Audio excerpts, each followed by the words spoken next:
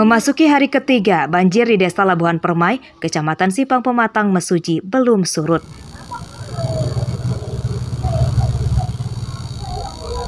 Senin siang, ketinggian banjir masih sekitar 50 cm. Tak hanya merendam permukiman, banjir juga merendam puluhan hektar perkebunan karet dan sawah.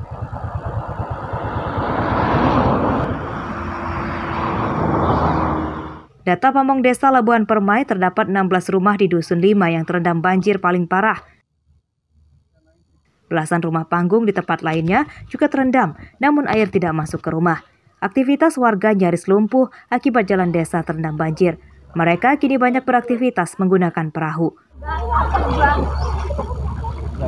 Kenaikan air ini Pak udah 3 hari. Itu perkiraan berapa rumah Pak yang terdampak banjir? Kalau di RK 5 ini 16 rumah Pak yang udah tergenang air. Itu untuk warga sendiri ada yang ngungsi Pak? Kalau warganya masih belum mengungsi Pak, cuman perabot-perabot rumah tangganya udah diungsikan di tempat-tempat yang agak aman. Menurut warga, banjir di Desa Labuhan Permai ini dipicu luapan air Sungai Wai Mesuji yang telah mendangkal, ditambah tingginya curah hujan di wilayah ini. Berdasarkan perkiraan dari Badan Meteorologi dan Geofisika, bahwasanya puncak musim hujan ini nanti berada pada akhir bulan Januari, sehingga kemungkinan besar akan terjadi banjir berikutnya. Para korban banjir meminta pemerintah Kabupaten Mesuji memberikan bantuan berupa bahan pangan dan air bersih. Mustaqim melaporkan dari Mesuji.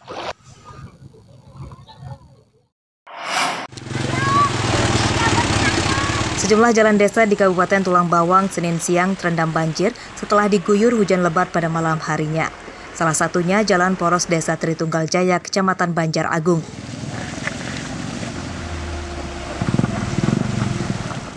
Selain digenangi air dengan arus cukup deras, jalanan juga penuh lubang yang membuat pengendara harus ekstra hati-hati saat melintas.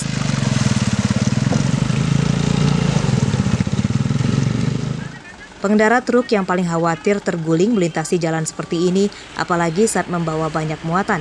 Banyak juga motor mogok saat memaksa menerjang banjir.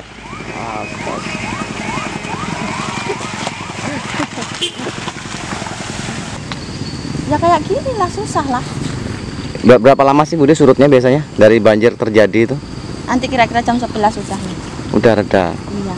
Ada nggak jalan lain Bude? Ada, lewat sana, Muris. Dekat apa jauh? Jauh. Lebih jauh? Iya, 2 kali lipat sini. Apa harapannya Bude? Ya, supaya diperhatikan lah oleh pemerintah. Ya mau nggak mau lah. Hasilnya ya gimana ya? Minta diperbaiki ya? Iya, mintanya sih. Apa harapannya Pak? Mintanya sih diperbaikin semua. Dari mana mau kemana Pak? Dari Gedung Haji Lama mau ke pabrik.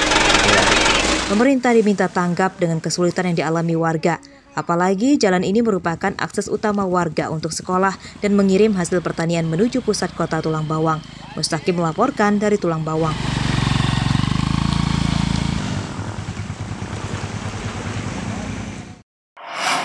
Diam. Tunggu pasal saya, Pak. Udah diam. Diam. Barang buktinya mana? Barang buktinya. Diam. Motornya mana? Tunjukin motornya. Diam. Seorang buronan pencuri motor ditangkap di rumahnya di Waikandis, Kecamatan Tanjung Senang, Bandar Lampung, Senin sore. Tersangka bernama Adrino berusia 18 tahun ditangkap tanpa perlawanan. Dari rumah tersangka, polisi menyita 1 unit motor hasil curian. Udah nggak pakai kunci lagi? Dari penangkapan Adrino, polisi mengembangkan kasus kemudian berhasil menangkap NF berusia 17 tahun. Keduanya mencuri motor di 2 TKP.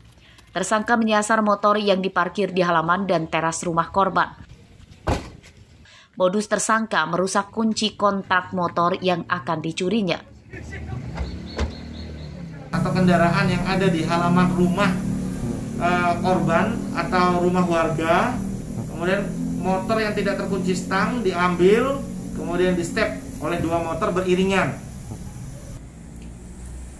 Meski masih berusia muda, rupanya tersangka Adrianto adalah seorang residivis dengan kasus yang sama dan baru keluar dari penjara pada pertengahan tahun 2021.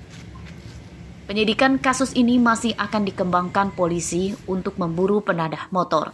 Robi Laste melaporkan dari Bandar Lampung.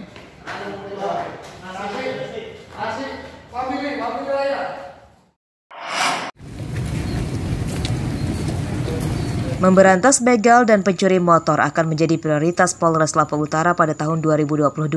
Hal ini dikatakan oleh Kapolres Lampung Utara, AKBP Kurniawan Ismail Senin pagi saat mempublikasikan hasil ungkap kasus 2021. 9%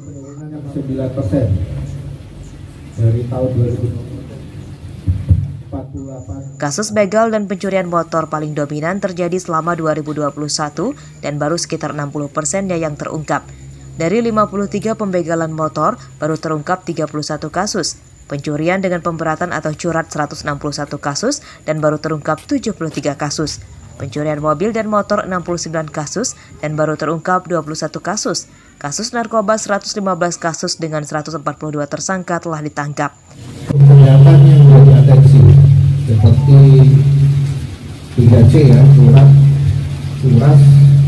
curanmor, termasuk narkoba, judi dan illegal logging serta korupsi.